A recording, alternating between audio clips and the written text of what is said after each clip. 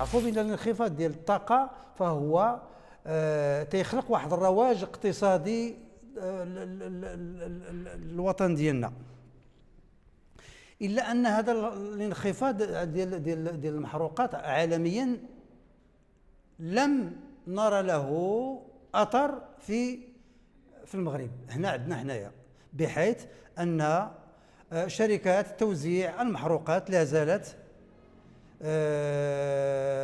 تبيع بنفس الثمن اللي كان عليه، اللهم انها نقصت واحد 20 سنتيم 30 سنتيم بين الشركات ديالها.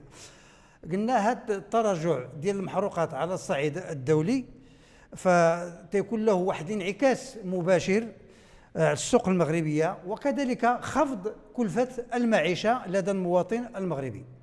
في هذا الإطار نحن كجامعة مغربية لحقوق المستهلك أصدرنا بلاغا ندين فيه ونستغرب فيه عن من ارتفاع أسعار المحروقات ببلدنا، في حين أن هذه الأسعار المحروقات تتعرف واحد الانخفاض كبير، ما تنقولش كبير إنما حاد، انخفاض حاد أقل من $60 للبرميل، انخفاض حاد في اسعار المحروقات واللي بقى الاثمنه ديالو في محطه توزيع المحروقات هي نفس الاثمنه القديمه.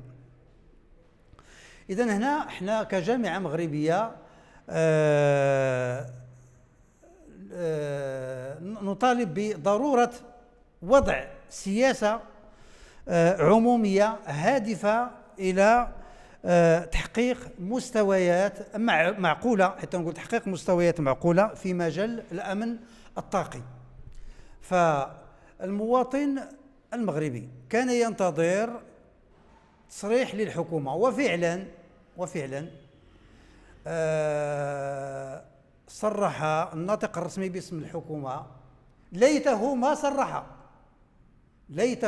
صرح أقولها، بأننا نتوفر على واحد المخزون ديال المحروقات، على واحد ستوك بالأثمنة القديمة بثمن قديم. يعني أنا أجيب السيد الوزير أقول له عندما تنخفض أسعار المحروقات عالميا فإن الحكومة لا تقوم بانخفاضها،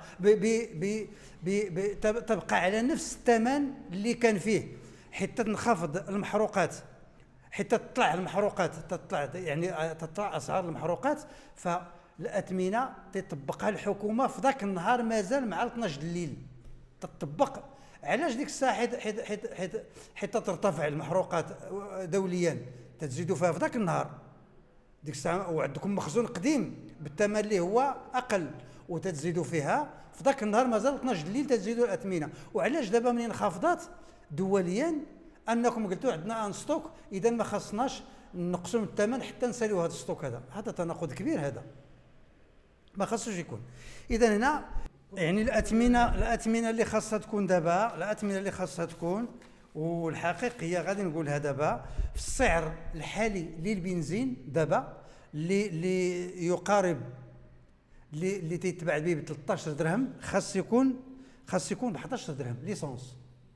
اما بالنسبه للغازوال فالثمن ديالو دابا الان في محطه توزيع المحروقات 11 درهم، خاص يكون ب 9 دراهم، بين 8 دراهم ونص وبين 9 دراهم، وهذا فرق كبير. وعرفنا بان احنا الى الحكومه خفضت من السعر ديال المحروقات، الى خفضت منه، فهذا يؤثر ايجابا على اللي تنعرفوا بان المحروقات هي عندها علاقه كبيره بالمنتوجات وبالخدمات.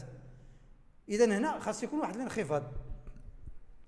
ثانيا خاصنا نرجعوا الماده 2 و3 من قانون حريه الاسعار والمنافسه، هذه الماده هذه اللي تعطي الرئيس الحكومه انه يقوم بادخال هذه الماده ديال المحروقات في المواد المقننه، يعني مثل السكر، مثل الغاز، مثل الدقيق المدعم. اذا خاصها تدخل.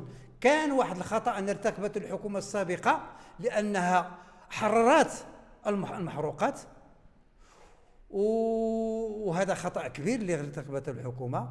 إذا هنا اللي بنشير ليه هو أن لا لدى رئيس الحكومة، لا الحكومة لدى رئيس الحكومة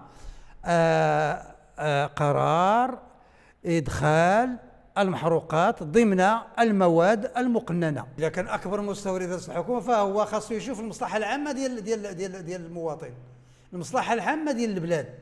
راه قلنا هذا ارتفاع المحروقات راه له تأثير كبير الى ارتفع وله تاثير ايجابي الى انخفض. فهنا بنا هنايا اللي بنا هو ادخال هذه المحروقات في نظام تقنين الاسعار مع الحفاظ على هامش الربح، لا بالنسبه للمستهلك ولا بالنسبه للفاعلين ديال الطاقه. اللي بنا ناكدوا عليه هنا ما كاين هنا تتغيب حريه الاسعار والمنافسه، تتغيب بان كاين الفاعلين ديال هذا القطاع هما اللي تيتحكموا في القطاع وحسب مزاجهم يطلع السعر وتيهبطوا كما بغى. اذا هنا ضرب لحريه الاسعار والمنافسه، حتى تنصبوا حتى مثلا في اطار حريه الاسعار والمنافسه القانون 114 ان بعد شركه توزيع المحروقات، فمثلا مني تينخفض سعر المحروقات تيبقاو هما على ذاك السعر القديم تيبيعوا به كما هو حاليا. كاين بعض الشركات اللي تقوم بالتدليس، بالغش والتدليس، بان تقوم بتعطيل هذيك تنسميوها دوك اللوائح الالكترونيه اشهار الاسعار، تطفيهم باش المستهلك ما يشوفش الثمن. المستهلك عند راسه هو راه البنزين او الغازوال راه نقص، اذا خاص يدخل المحطه على اساس راه فعلا ناقصه واحد 50 فرنك او 70 فرنك او 60 فرنك. هما يقومون بتعطيل هذاك اللوحه الالكترونيه، تيطفوها باش المستهلك، وهذا غش وتدليس. بالاضافه الى ذلك اين تكمن حريه الاسعار والمنافسه؟ حتى نقولوا حريه الاسعار والمنافسه ان كاين هناك اتفاق بين الشركات تتفق كامله اشنو تيكون الفرق بيناتها، واحد 10 سنتيم 20 سنتيم بين هذه الشركه وبين هذه. راه خاص اذا كان حريه الاسعار والمنافسه خاص يكون الفرق بيناتهم واحد درهم ونص في اللتر. ماشي انت دير مثلا 11 و20 سنتيم، هذا داير 11 و10 سنتيم، هذا داير 11 و3 سنتيم. اذا هذه ماشي حريه الاسعار والمنافسه. واش المنافسه هي انني يكون الفرق بيناتنا واحد 10 سنتيم، يكون الفرق ديال درهم حتى لدرهم ونص؟ هذه حريه اللي تنعرفوا حنا حريه المنافسه. حنا اللي بغينا ناكدوا عليه هنايا اللي بينا ناكدوا عليه هو واحد التصريح ديالنا، هو خاص التدخل ديال الحكومه. راه القانون خاص التدخل ديال مجلس المنافسه في الماده 3 منه، لان في هذه الحاله هذه اذا كان اي ماده معينه، اي ماده عرفت واحد في ظل ارتفاع الاسعار عرفت واحد الانخفاض، فخاص الحكومه تدخل باش تخفض هذيك الماده لمده ديال 6 شهور قابله مره اخرى، لمده 6 شهور اخرى قابله للتجديد. فهنا شفنا الحكومه اللي حد الساعه مازال ما دخلاتش، باقي الاسعار مرتفعه، باقي المستهلك تيتسنى وتيستغرب علاش الاسعار ديال المحروقات باقيه طالعه في السوق المغربيه. راه حنا خاصنا ما نشوفوش المصلحه، ما نشوفوش هاد الناس اللي ديال القطاع ديال المحروقات، خاصنا نشوفوا المصلحه العامه ديال الدوله، ديال الحكومه، ديال المستهلك المغربي. راه بانخفاض اسعار المحروقات تتنخفض جميع المواد وجميع الخدمات على الصعيد الوطني. ما نشوفش انا غير المصلحه ديالي انه هامش الربح ديالي يكون كبير. هامش الربح بمراعاه للدخل الفردي او القدره الشرائيه للمستهلك المغربي.